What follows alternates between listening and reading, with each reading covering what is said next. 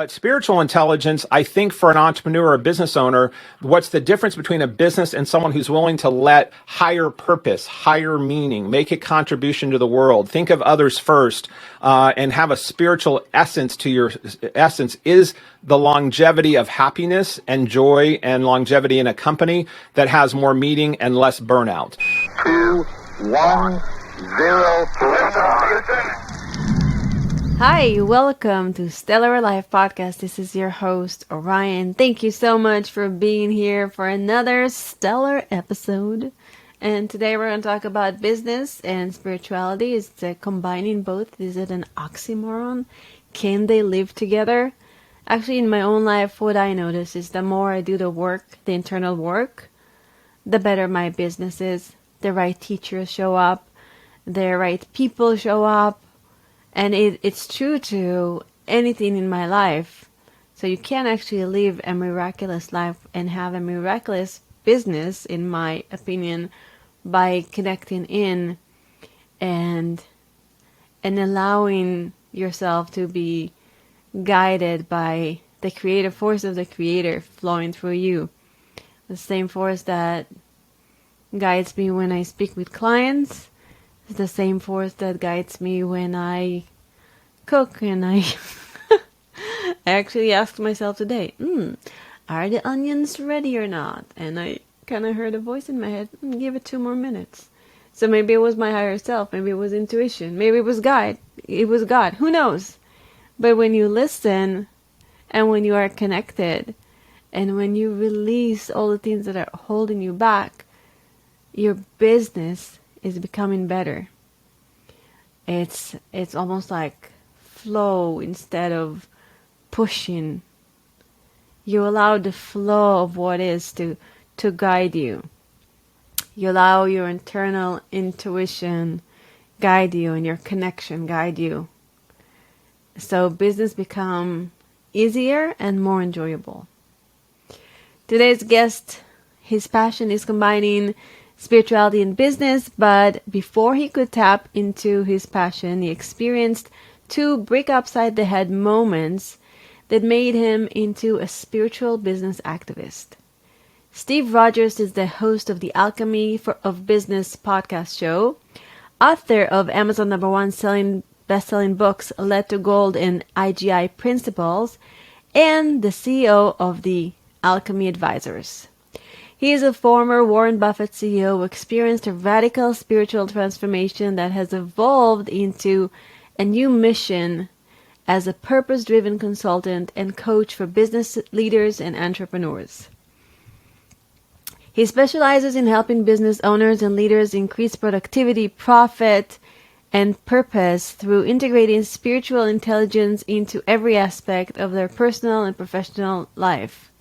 A lot of people feel like business is one thing and then you go home and it's completely different, like you're a completely different person. But if you can be the same person in all events and all aspects in your life, you'll be more true to yourself and more connected, and everything is gonna have more purpose to it. I hope you know what I mean. In this episode, Steve shares his personal, professional, and spiritual journey that led him to his passion and mindfulness practices that allow him to connect and converse with God. He also talks about the difference between a regular and spiritually driven business, EGO and IGI, the IGI principles, how to forgive and be forgiven. Gosh, that's a hard one, but a good one, and a complex one. And much, much more. And now, without further ado, on to the show. Hi, Steve. Welcome to Stellar Life Podcast. Thank you so much for being here. Thank you, Orion, for having me. I appreciate it. Thank you. Before we begin, can you share a bit about your passion? How did you discover it? How did I discover my passion? I think I discovered it in a very deep way by a brick upside the head few moments in life. Sometimes the universe does a quick brick upside your head when you're not paying close enough to your passion. And so for me, I've had a near-death life experience. And I also was fired from a very long career of a corporate company that I helped build for 15 years. So those two experiences of a brick upside the head moment helped me to get even deeper into my passion. And my passion is spirituality and combining spirituality and business. So those moments I already knew about, that was a passion of mine. But those moments kind of cracked me open to make sure that that passion was being pursued every day. So what happened first? Being fired after 15 years or near that No, probably what experience? happened first was my almost dying. I was one of these people that were work hard, play hard, work hard, play hard. And I played very hard. And I was not only an overachiever in business and in life and in making money, but I was also an overachiever in drinking alcohol. So I became way too good at it. So I was overachieving and it was working for me for a long time in socializing and businesses, but my drinking continued to escalate. So I became what is termed, I guess, in this day and age as a functioning alcoholic. Even though I put the suit and tie on every day and went out and made money and led people, I was also heavy into drinking in evenings and, excuse me, on weekends. And so that alcohol addiction ended up leading to a lot of health issues. And I ended up in the hospital and almost I was in intensive care for 4 or 5 days and literally almost lost my life. So that was a wake-up call. That was one of the first ones. And then I stopped drinking and got help and went back into my career and then continued to build a company and climbed a corporate ladder of a pretty big status of success and money and insight. And then in the mortgage meltdown in 2008, many real estate companies and finance companies and mortgage companies started closing and consolidating, and the world was changing. And so I was one of those corporate people that they put the guy in under me that made half the money I did and was more of a yes man than I was, and that birthed an entrepreneur. So first it was the alcohol, and then it was getting fired, and that's when I birthed myself as an entrepreneur. So those two things with my passion of having spirituality helped me get through that. I have a lot of other passions in life. Love to travel, love to bike, love to do yoga. But if I had to pick one passion that I have, my biggest passion is my connection with source and higher power and exploring spirituality through reading, through meditation, through exploring that with others, through mentors and guides and those types of things. Were you always spiritual, or that came after the brick?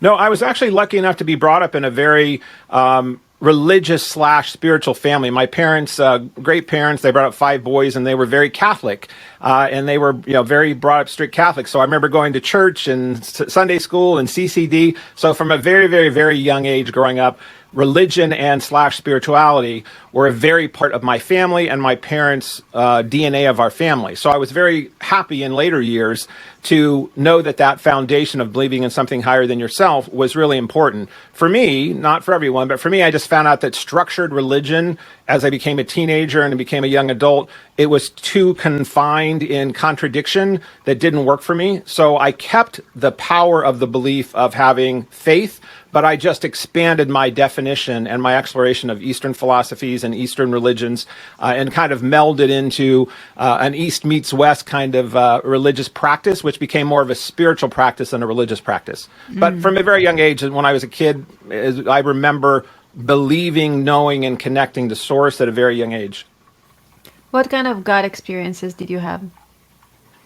Well, for me, it was following a voice that I have that is an audible voice that I hear and listen to internally and externally.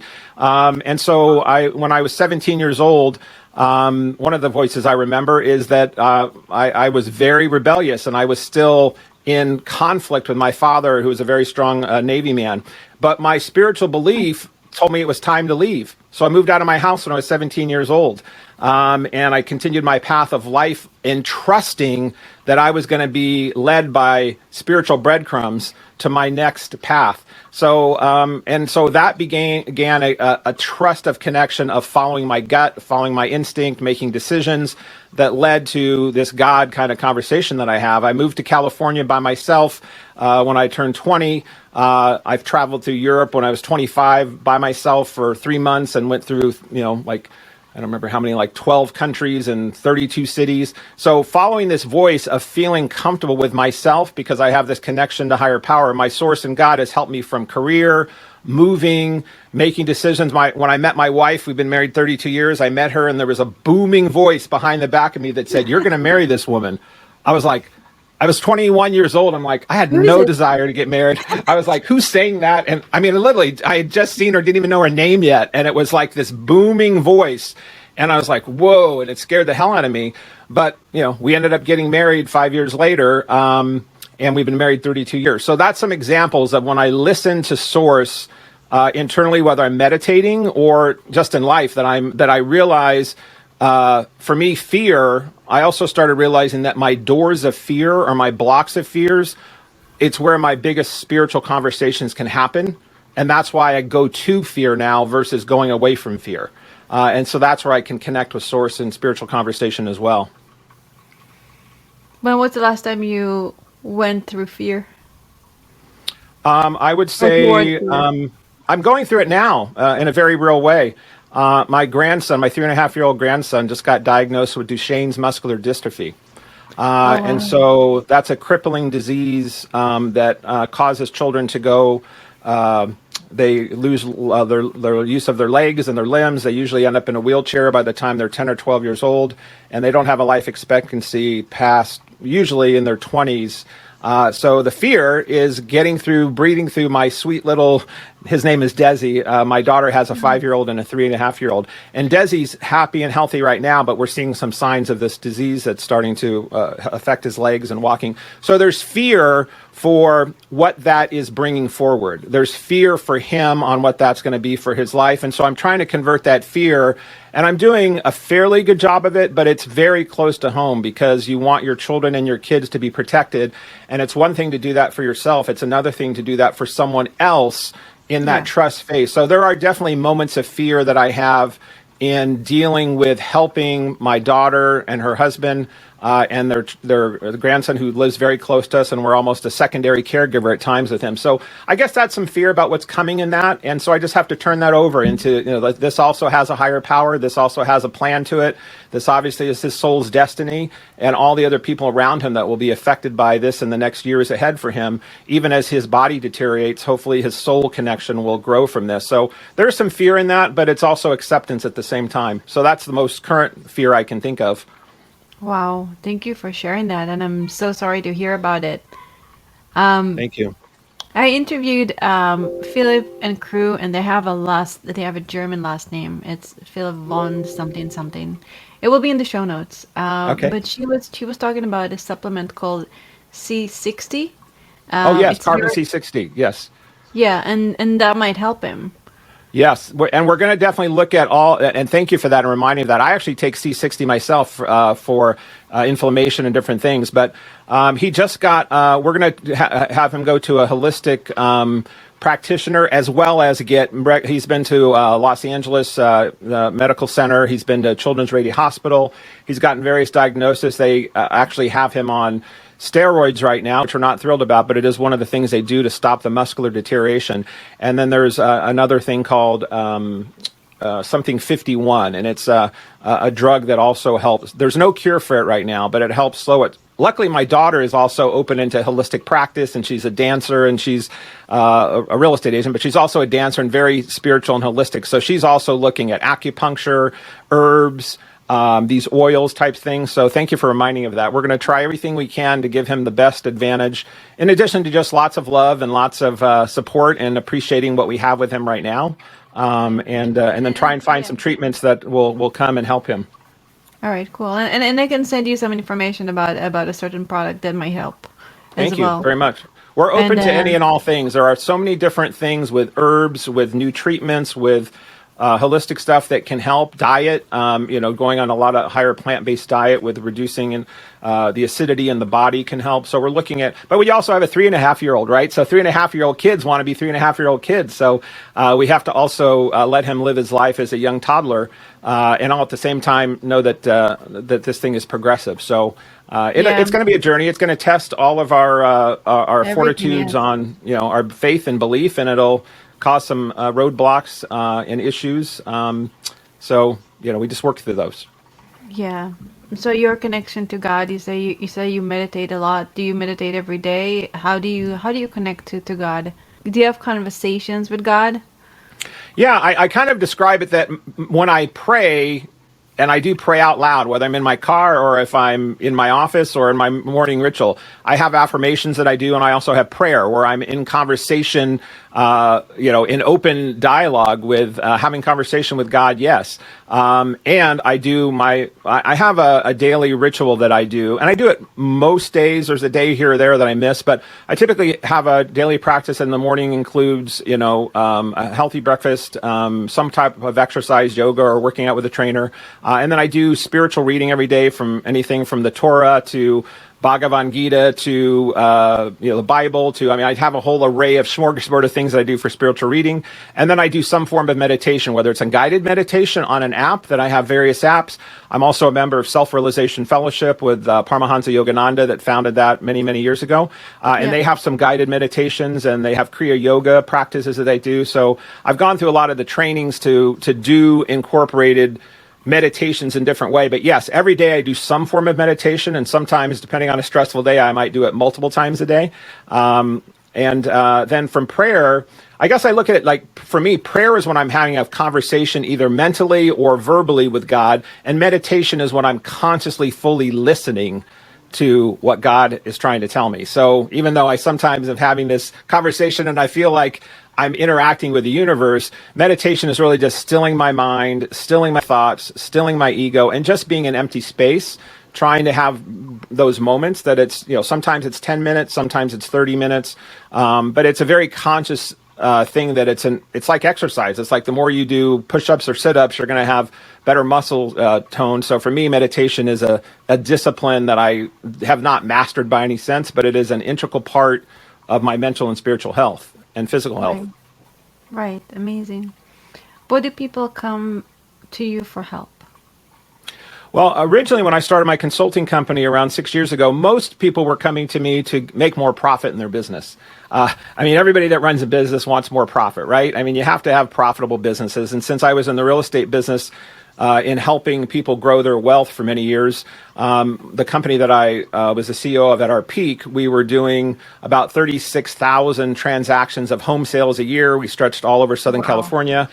We had title, escrow, mortgage. Warren Buffett bought that company, and I worked under the Warren Buffett Home Services Berkshire Hathaway company for about 7 of those years that owned this real estate empire. So within that, people knew that I knew how to grow and scale and run businesses, manage P&Ls, do acquisitions and mergers, recruit talented people, train sales teams. So a lot of that I do well because I was trained for many, many years doing it, and I learned in the process through trial and error, and sometimes through success and sometimes through failures.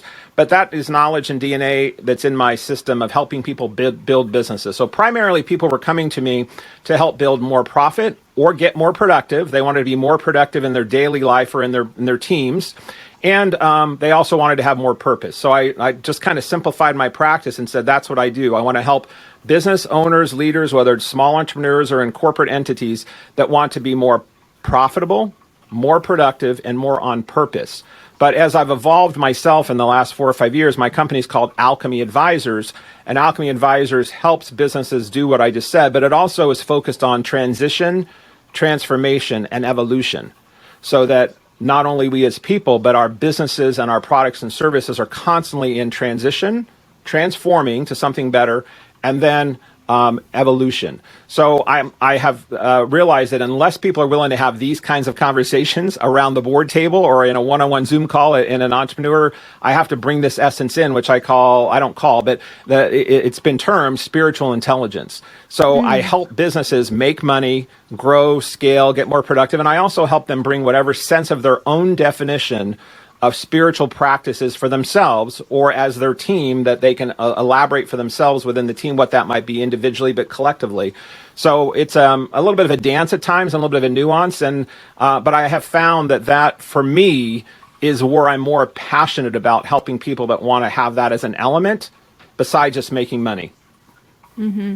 So what do you see the difference between a regular business to spiritually driven business? Well, spirituality has a lot of different definitions, and I'm not here to make the definition of whether, any scope of, I'm not here to preach or to define someone's spiritual discussion about what that might be. But I am here to make sure that I'm asking the questions about in their own life and in their own practice, the way they make decisions, the way they make corporate policies or entrepreneurial policies, the type of people that they attract, the type of meetings that they conduct, the type of trainings that they do, the type of benefits that they offer, the type of charitable things they're involved in, etc., have some kind of a spiritual influence in it. And for me, spirituality is just doing something higher than yourself for the good of others and for the good of the world. And I happen to call, my God, God. And to me, God, for the definition, is just the sum of all that is.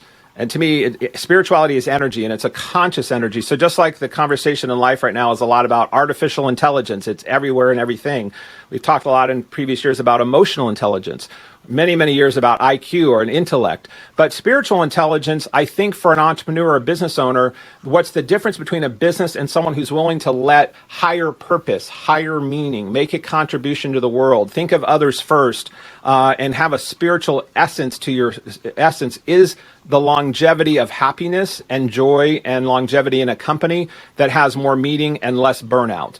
What I have found in a lot of people that are successful and have driven fancy cars, had fancy houses, had big bank accounts, that many times, not all the time, but many times they have a sense of emptiness. They have a sense of, is this all there is? They have a sense of, I thought this was going to feel different when I got to my first million. I thought this was going to be more fulfilling. And then they start filling that hole in the soul with different things, as I did growing up on my path, whether it's alcohol or drugs or sex or excessive spending or whatever. So for me, the difference between a spiritual conscious business doing well and good for others in the world as an active part of your accountability, just like you're looking at your monthly numbers, and the difference between a business that's not doing that is a business that I believe is going to sustain everyone that's involved in it in an ecosystem that betters the world and will have more longevity, and you'll retain more of your employees, you'll retain more of your customers, and your products and services will have more of an intangible energy around it that will grow and excel beyond your wildest dreams. Right. So how can one create that intention, and how do you bring your team along? Well, a lot of times people are very used to doing planning sessions and budgeting sessions and, things with their teams, where if you're a startup, you have to have a deck, and a deck typically consists of, your vision, your product, who your people are within the company, what markets you're going to serve, who are your competitors, and what kind of money you're looking to raise, and then what you're going to do with that money, et cetera. So, and then when companies exist, they typically have, a budgeting scenario where they do a year projection about their markets they're going to serve, the type of employees that they're going to need, the salaries they're going to pay, their margins on what products or services. So there's already in the companies, whether they're small or large, there's already this sense of planning and accountability, tracking and measure. How much you're going to spend, what are you going to do, how much you're going to make, what's your profit, and then what's our value, what's our unique selling proposition for a consumer or the end user. And in that conversation, it's very easy to add that into, and also what kind of culture are you trying to create in your company. So I actually have people write down what are their core values, what's most important to them in their family and their life. What is it that makes their heart sing? What is it that makes them feel most creative? When do they feel most valued? When do they feel like they're living their life's purpose in what duties and what actions? How do they contribute to others? So those conversations then become conversations that then lead to creating then things within training, policies, procedures, descriptions with employees, or meeting structures. A lot of times people have meetings every week with their teams, with their executives. They might have a board of directors meeting. They might have a marketing meeting. And within those meetings, adding simple things in about these kind of conversations before you start the meeting or during or after, asking people, hey, how did the company contribute and serve you to this week to help you feel better about your life or your job? What did you do for someone else in the company or your family this week that warmed somebody's heart? What are you struggling with that we can, so those kinds of conversations in meetings as an agenda item. so that it actually is part of this, not just at the water cooler, or not just if you think, oh, someone looks like they're having a bad day, I should go over and maybe talk to them. Actually incorporating this as important of reviewing people's body, minds, and souls, as much as you're reviewing your inventory, as much as you're reviewing your profits, as much as you're reviewing your market share. So I really incorporate and ask people, have you made that somebody else knows that you love them today, within your family, within your company, with your organization? And so there are many, many ways people feel comfortable doing that at different levels. And it's just a matter of getting the conversation started, and then you make some goals and some parameters around that. And you usually start with baby steps of adding those in. And then most people get really surprised on how they're open and surprised. Usually employees or others are surprised that you're even asking these kind of questions, or that you are authentically real about wanting to know. And then more importantly, that you're doing something about it. If you're a leader or an owner, or you're building a business, you can't open your heart to someone and ask them to open their heart and either get suggestions or things on how to improve the environment for the employees or for your customers, and not then take advantage of it and then not give back. It's always about giving back. How in turn does this make somebody else feel better? And I say, if you can incorporate into your business plans, how can I make somebody else have a miracle today in their life? And that's my mission. It changes the thinking about what you do when you design business plans and performance. Many of us have been through some stressful times in the last couple of years. I know I have, and I am very grateful for my coaches and for the hypnotherapy sessions that I took that helped me, and I want to extend this to you as well. If you want to feel unstuck, break through some limiting beliefs, maybe you want to lose weight or attract the love of your life, maybe you just want to step into your power, then do yourself a favor and book an RTT session with me. RTT stands for Rapid Transformation Therapy, and it is indeed very rapid. Most people get their breakthroughs within 1 to 3 sessions, and then they just step into the person they want to be, and they change their lives, they change their health, they change their identity. I love you, I'm here for you, and I want to help you. And as my podcast listener, you are getting 25% off your first RTT session. Woo-hoo!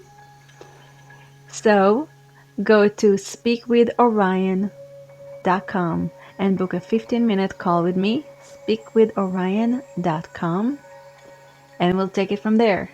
And now back to the show.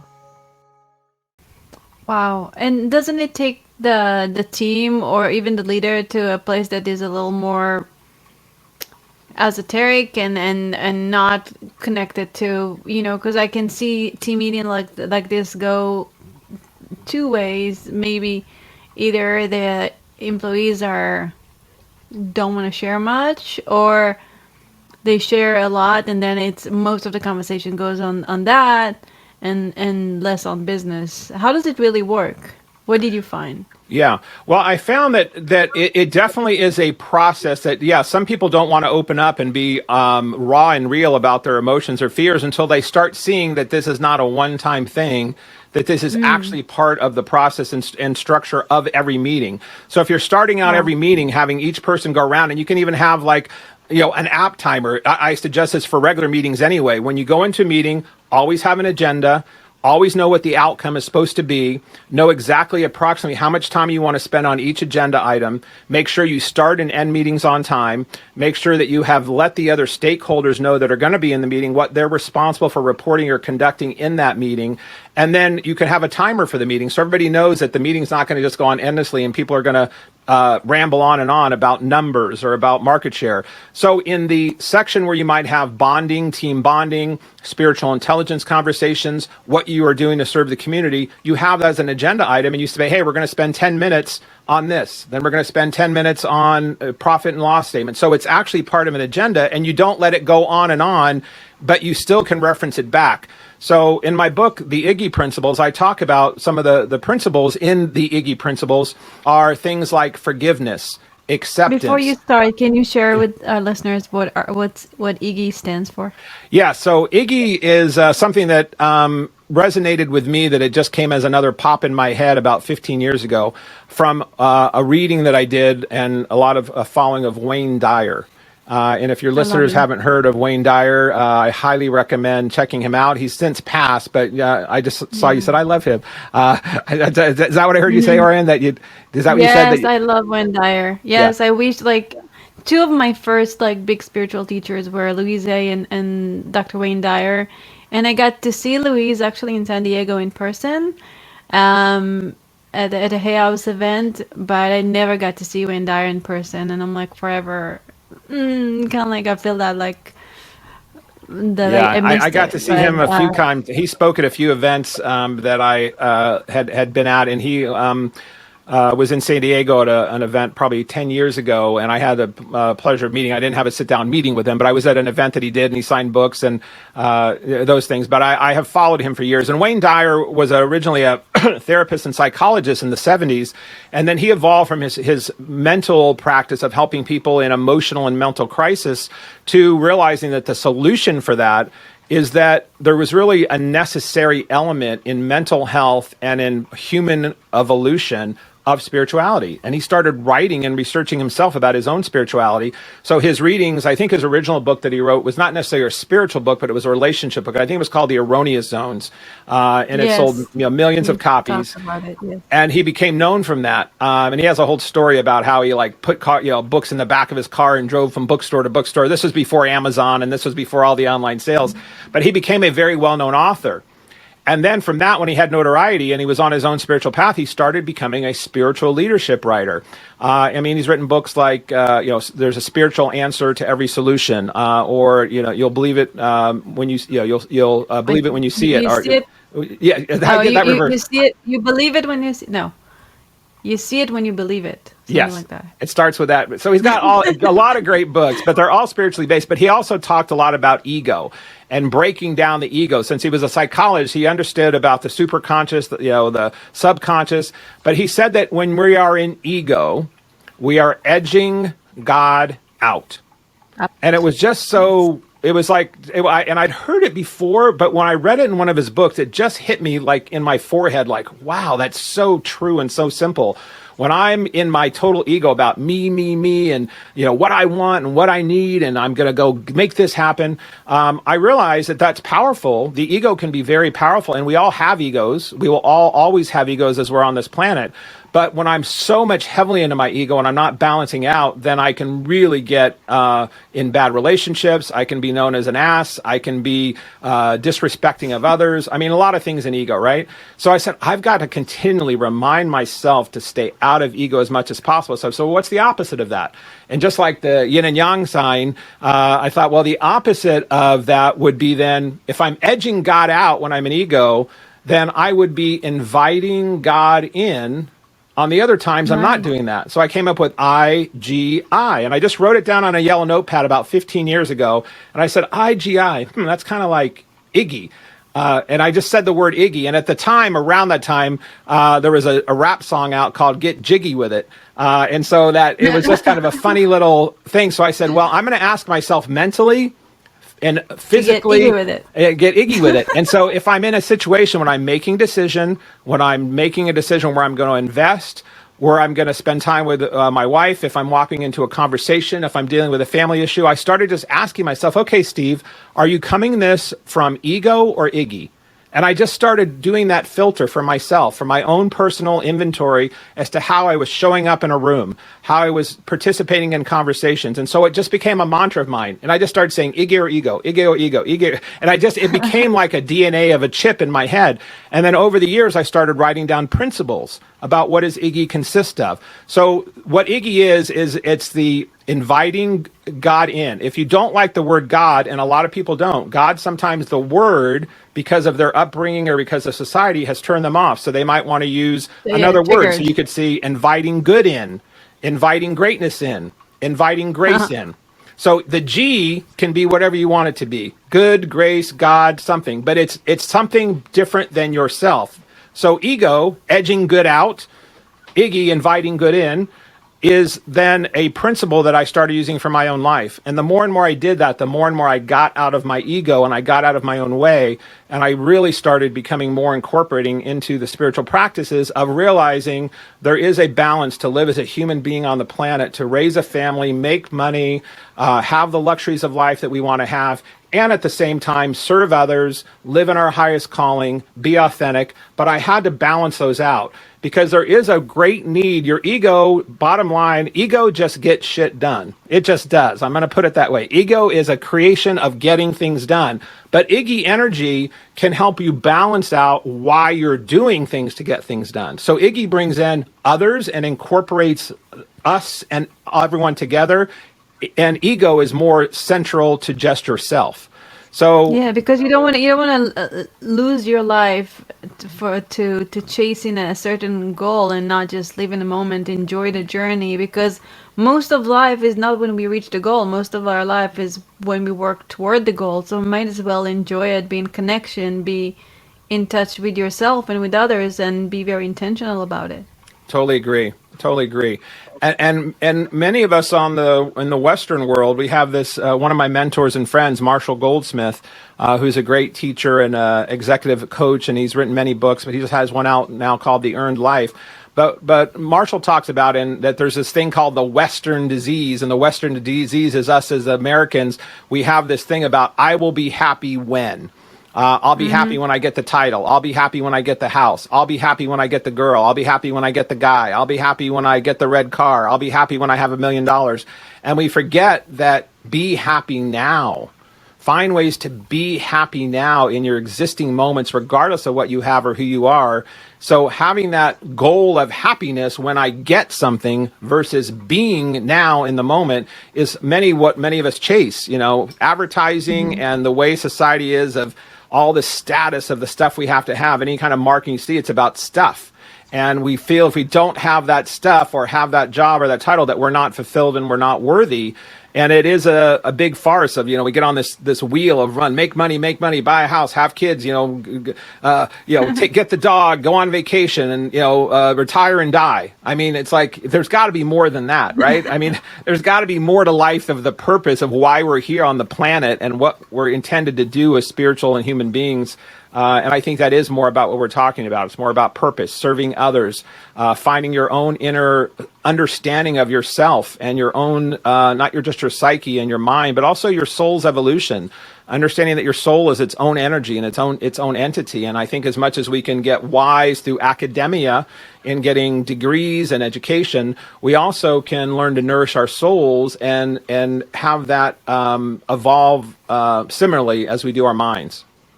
And to nourish our soul, what are some of the Iggy principles? Well, some of the Iggy principles is acceptance, gratitude, forgiveness, paying it forward, prayer and meditation. And I tell people, and those are they're not like new concepts, but when I tie those in examples in the book about how you tie those to situations and discussions with employees, with your wife or whoever. So I'm using those examples in real life experiences. And also one of the things I did do with the book that makes it easier for people to get real life experiences like we're having now is it's a multimedia book. So the book has small chapters, and at the end of every chapter there's a QR code, and there's a 2 to 3 minute video, and then pre-written social media hashtags that people can use that have the written word and then videos and then social media hashtag swipes that help bring the concept into how do you take forgiveness and incorporate that into a business of your life, and how is that a business practice? And the way that it is what I have found is that there is no person on the planet that currently does not right now have someone that they need to forgive and that someone needs to forgive them. There is not a single person on the planet, whether that's a brother, a sister, a mother, an uncle, a friend, whomever, we all know who that person is. So if I asked your listeners, think about right now in your life who you're most pissed off or feel most betrayed by. Who is that person? And is that person taking up space in your head and your heart that is an energy that you don't really like? And if that's the case, what I found is the quicker I could get to forgiveness and articulating my forgiveness from my head and my heart, and doing the work that it took to forgive that person, the quicker I unleashed energy that was a reservoir that I didn't even know existed in creativity that caused the green lights to start happening in my life again. Whether that would be a parent, whether that would be somebody. And so for me, in companies and in building organizations, there's a lot of pent-up resentments that don't get discussed and don't get brought on the table. So if you're having a team meeting and you're talking about forgiveness within a team, did someone betray you? Has someone step on your toes? Did someone try and stab you in the back of certain things? Do you have a mother or father who was not a good parent, and they did the best they could, but you feel they harmed your early years of being a child, and now it's gone into your adult years? Are you angry at them? Do you still hold on to that? So one of the principles in the Iggy principles is find ways to get to forgiveness and then go extend that forgiveness to them. And then vice versa, who needs to forgive you? Who have you potentially harmed? Even if you didn't think they have a right to be mad at you. Many times people say, well, I know they think I need to forgive them, but I don't feel like I did anything wrong. And I go, well, let me ask you, do you think that could be a filter of your ego? That you're saying, I didn't do anything wrong, but yet this person is hurt and resentful and feels betrayed by you?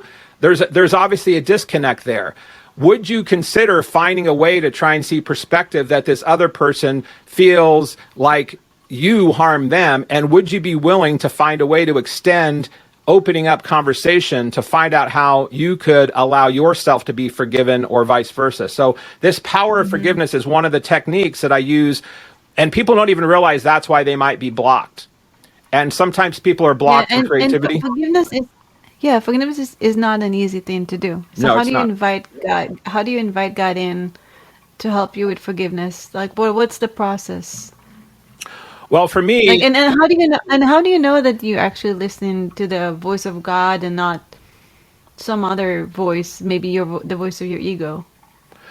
and that's a great question. And here's what I have come to my own understanding of that.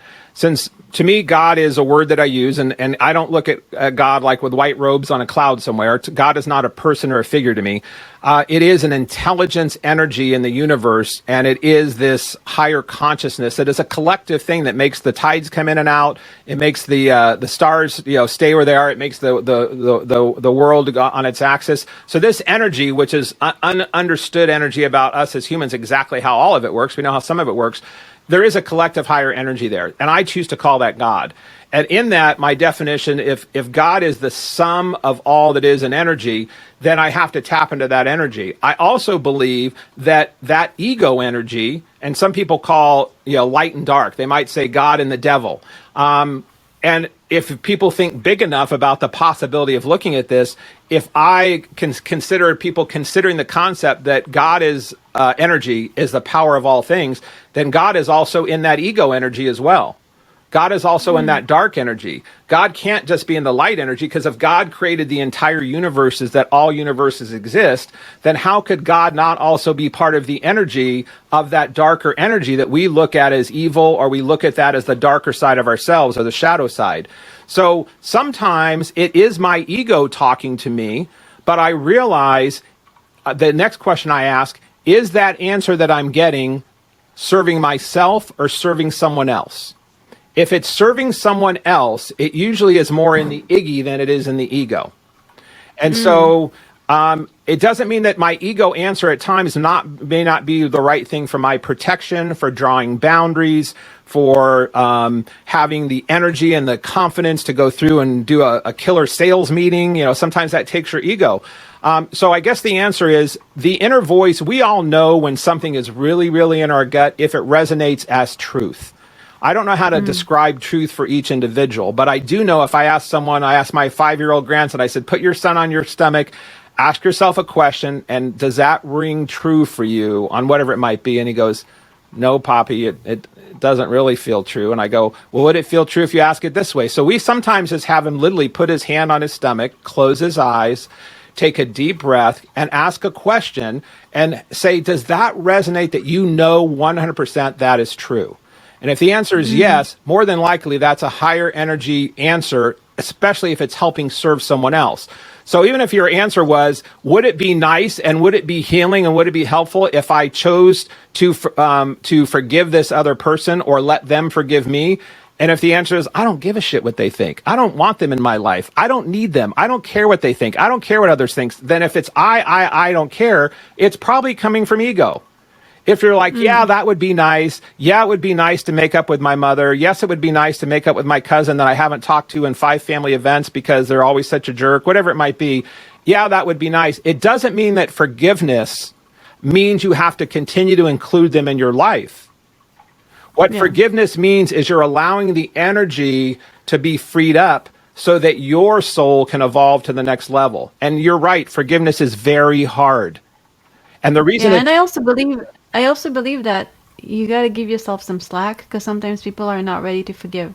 If there is some healing that needs to be done, then I believe that you need to go inside and heal and get help with whatever it is. And then even if you need a few months, or some people need a couple of years, then when you're ready, you forgive. Because I think there is also some kind of a premature forgiveness where it's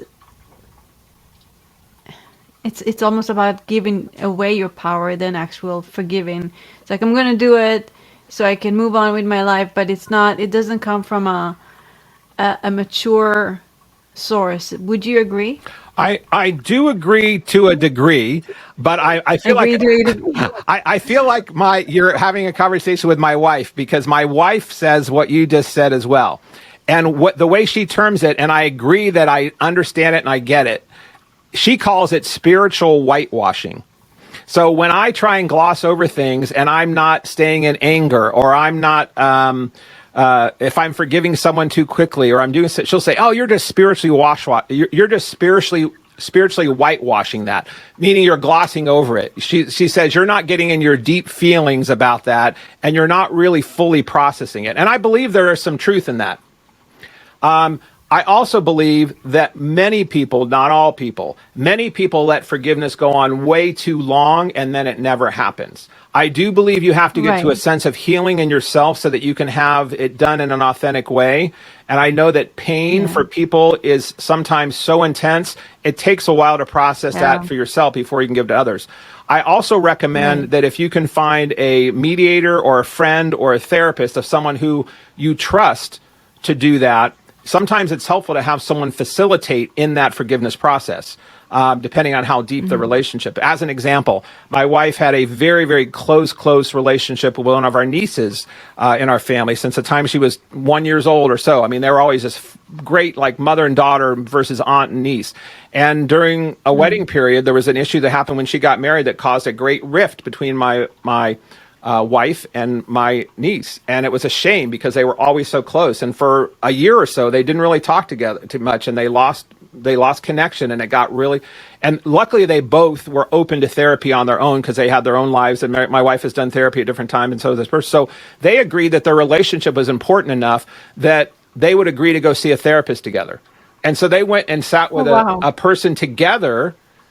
And the relationship is still not the same as it was before that, but they knew that it was so intense around the emotion. They needed someone that was an expert in guiding them through it, but it at least showed that there was enough respect in both of the relationships. They were willing to go spend an hour or two to at least have the conversation. So I know that's kind of an extreme, but if there is this thing about forgiveness, I found of all my principles, whether it's acceptance, gratitude, prayer, paying it forward, of all of them, the one that I personally have found is the most highest in allowing me to be freed up to go do my life the way I want my life to be, is through the power of forgiveness, without question. Yeah, and it's also I think the hardest one, in my opinion. I've done it in my life, and I find it very liberating, and I find it to be extremely difficult as well. Totally sometimes. I agree. Thank you so much for sharing everything, and I have many more questions for you, so maybe you can join us again. But before we say goodbye for now, what are your 3 top tips to living a stellar life? One is making, as much as I talk about ego, I also realize that whatever relationship you have with any kind of a higher power, that relationship the next one, most important one, is the relationship with yourself. So my stellar life is find some way you can have a connection with a higher power, then make yourself your best friend of yourself. And when I first started my consulting company, I said, I'm going to make myself my best first client as my consultant. So my next thing is the stellar life is to find ways to really become friends with yourself and like who you are. And then the third is whatever talent you have, cultivate it and find ways to give it away to others in a larger, bigger way, because that's the gift that you will find excels you into other areas with the relationships with others that you want to be in. Thank you so much. Where can people find you, get your book, maybe consult with you? Thank you. Yeah, probably the best way is steverodgers.net. Rodgers has a D in it, so it's Rodgers. A little bit more corporate-y website, which is thealchemyadvisors.com. And I'm on Amazon. You can just Google my name and Amazon as well. But any of those websites, The Alchemy Advisors or steverodgers.net, has my podcast. I also have a podcast show called The Alchemy of Business. People could listen in on that on iTunes or Roku or many different stations. And I have guests on. Love to have you on at some point as well and have you and I flip the chair here and I get to ask you these kind of questions. So those, checking out my sites, and this will link everybody to everything that they might want to check me out on. Awesome. Thank you, Steve. You're amazing. I appreciate you. Thank you so much for sharing your wisdom with us today. Thank you for having me as a guest, and thanks for the good work that you're doing in the world and stellar life. I love the title, and I love the messages in which you're bringing forward on your guest and your own mission. So thanks for contributing in your own Iggy in the world. Thank you. All right. And thank you, listeners. Remember to connect to higher power, be your best self, give and share your talents with others, and have a stellar life. This is Orion. Till next time.